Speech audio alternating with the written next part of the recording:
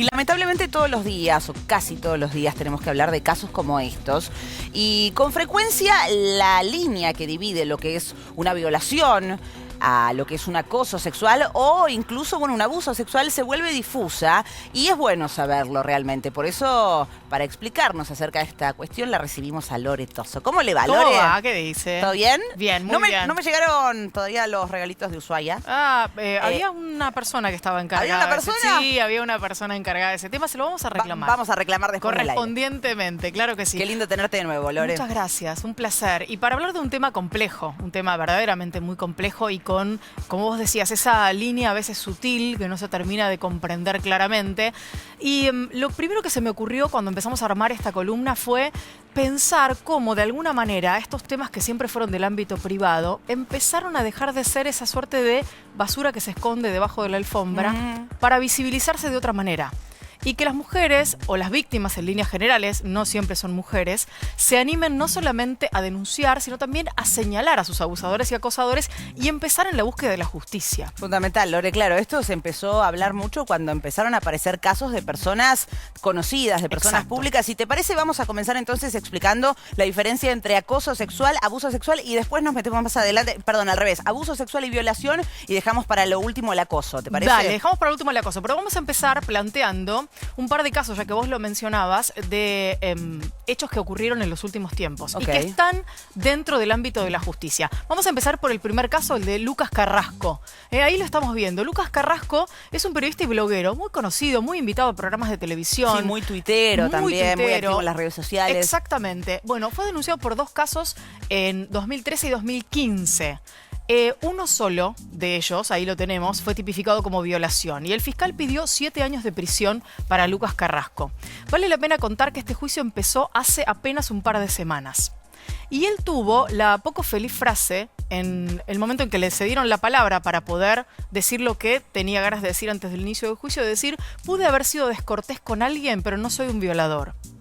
Y estamos frente a un fiscal que dice, entendemos que está tipificada la causa como violación, al menos en uno de los casos. Claro, porque en este caso puntualmente, Lore, lo que se dio y lo que sucede a veces también, por eso es bueno destacarlo o importante destacarlo, en el caso de Lucas Carrasco, la mujer victimizada, la mujer que fue violentada y en este caso abusada y violada, inicialmente prestó su consentimiento para tener intimidad, para compartir un acto sexual, pero después de este consentimiento se vio envuelta en una situación en donde de repente estaba realizando prácticas que ella no quería realizar, que no disfrutaba, que incluso padecía, y ahí está el problema, ahí está el delito, ¿no? Exactamente, y lo bueno es que se anime a denunciarlo, que se dé cuenta la propia víctima que efectivamente se trata de algo que no es natural y que porque uno haya prestado consentimiento no tiene que someterse a cualquier tipo de práctica. Claro que no. No siempre es no, y esto vale la pena repetirlo con mucha asiduidad y con mucha contundencia. En el caso de Lucas Carrasco hay una cuestión bien importante, que es que mañana se van a conocer los alegatos y la sentencia. Mañana. Es decir, que es importante este caso porque además ha sido un juicio express. Eso, la celeridad del proceso. No suele suceder. Trajiste otro caso Tenemos también. otro caso, y en este caso con condena. Hay un juicio, podríamos decir, ejemplar en algún sentido, porque es la primera vez, y ahí lo estamos viendo, estamos hablando del caso de Lucas Aldana, es la primera vez, de Cristian Aldana, que es la primera vez que un músico en la Argentina es condenado por un caso, o varios en este caso, de abuso sexual. Es la primera vez que hay una condena. Y fue el caso que de alguna manera abrió la puerta para que un montón de chicas denunciaran a otros músicos. Pero en este caso es el único que al momento ha sido condenado. Condenado, 22 años de prisión. Porque además aquí lo que hay es la figura de corrupción de menores, además del abuso sexual que por supuesto ha sido comprobado. ¿Por qué? Porque las víctimas, que son 10 las denunciantes, tenían entre 13 y 16 años. Claro, eran todas menores de edad que incluso habiendo prestado su consentimiento, el consentimiento de una menor dista muchísimo del consentimiento de una mujer adulta. Sí, no está, digamos, no es legal. Si es menor de edad, aunque haya un consentimiento, ese consentimiento no se considera dentro de la legalidad, sino que estamos hablando de un abuso sexual. Los hechos ocurrieron entre el 99 y el 2010, como veíamos allí en nuestra placa. Mucho tiempo. Y decíamos esto, es importante, es el primer caso de una condena y son 22 años los que consideró el fiscal. Hay que decir también que una de las juezas integrantes de ese tribunal, que está también en el tribunal que juzga a Lucas Carrasco, había pedido 35 años. Y es la mujer que, entre otros, integró el tribunal que condenó a Mangieri, ¿te acordás? Uy, sí, cómo por la causa olvidarlo. Ángeles Rawson. Ángeles. A ver, ¿esto por qué lo contamos? Porque estos casos lo que hacen de alguna manera es visibilizar el hecho de que esto no ocurre solamente en determinados lugares, sino que puede ocurrir en cualquier ámbito, que muchas veces la relación despareja entre quien es el abusador y quien es abusado forma parte del delito y forma parte también del convencimiento de la víctima de que ella tuvo a lo mejor alguna responsabilidad y no la persona que terminó siendo su abusador. Y también permiten, sobre todo las condenas, hacer que las víctimas se animen a denunciar. Es muy tremendo denunciar este tipo de delitos. Básicamente porque la víctima vuelve a pasar por muchas de las circunstancias que querría olvidar en algún momento de su vida. Doloroso, difícil, pero es más fácil si de repente tenés algunos conceptos jurídicos claros, ¿no? Sí. Vamos a empezar a desandarlos. A si te ver, parece. por favor. Cuando empezamos a pensar también en la columna, bueno, ¿a quién vamos a buscar para que nos expliquen estos conceptos? Hay una asociación, la asociación AVIVI, Sí. Asociación de Víctimas de Violación, que Así son es. quienes ayudan y colaboran a todas las víctimas de violación que se acerquen hasta ellos y lo hacen de manera gratuita. Y Con tienen- asesoría legal, ¿verdad? Exactamente. Y la asesoría legal está de la mano de un abogado que es un hombre. Y me pareció que era interesante también traer la palabra de él. Claro que sí. El doctor Andrés Bonicalzi es el abogado de AVIVI, es quien acompaña a las víctimas que se acercan hasta AVIVI para tener esta representación.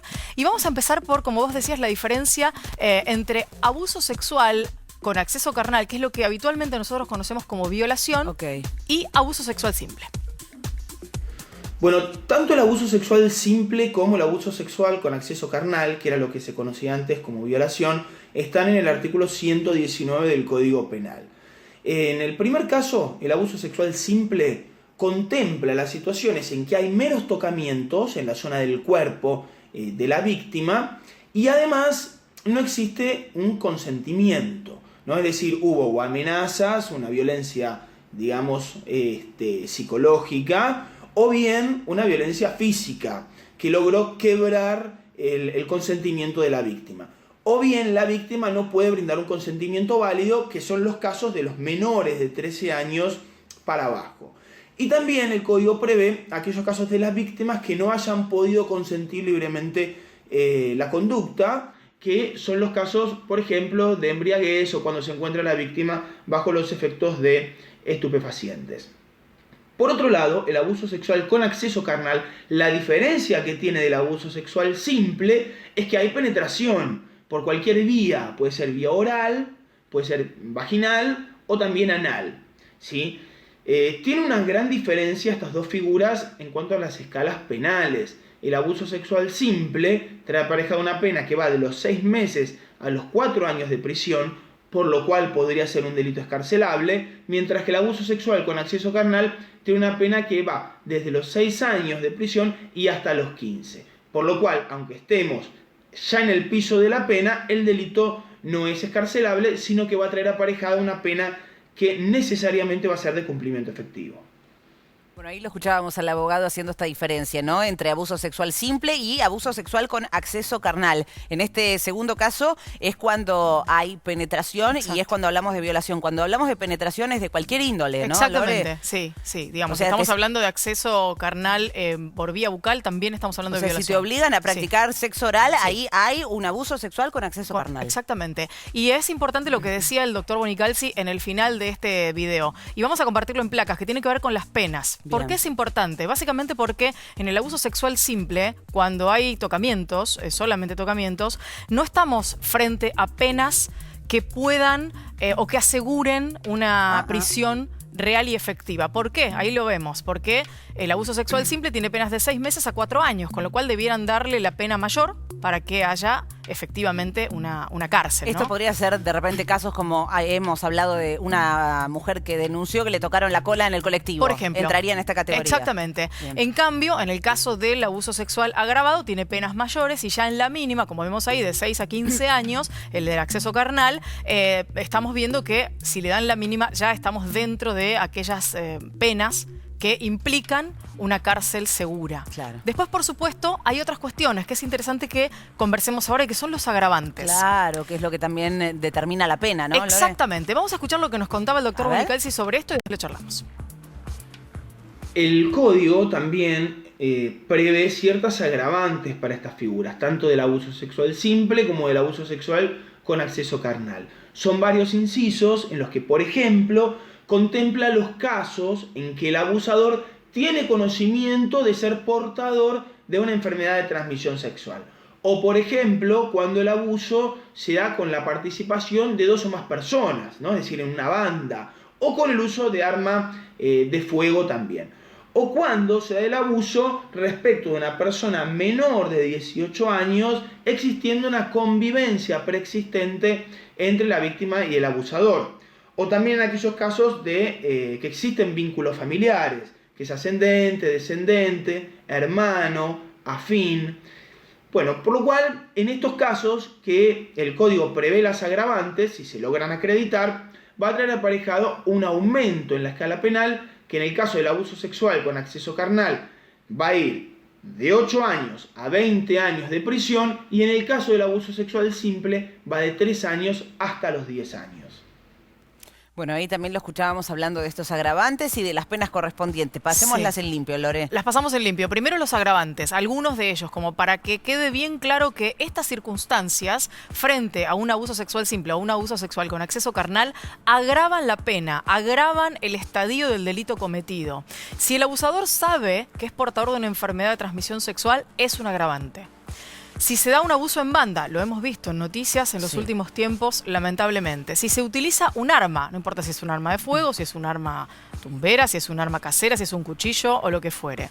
Y el abuso de menores, entre otros. También, por supuesto, cuando existen vínculos familiares, que esto es un caso lamentablemente bastante típico. Sí, ¿no? Muchos de los abusos suceden en el seno intrafamiliar, sí, en el hogar. Exactamente. ¿Por qué es importante tener en cuenta estos agravantes? Porque las penas suben considerablemente. Vamos a ver en esta placa a cuántos años y por qué decimos que es importante que se puedan comprobar estos agravantes si efectivamente existen. Son los que hacen la diferencia muchas veces, ¿no? Totalmente. Las penas agravadas en el caso del abuso sexual simple, fíjate que pasamos de los 6 meses que decíamos anteriormente a 3 años como mínima, de 3 a 10 en el abuso sexual simple y en el caso del abuso sexual con acceso carnal de 8 a 20 años.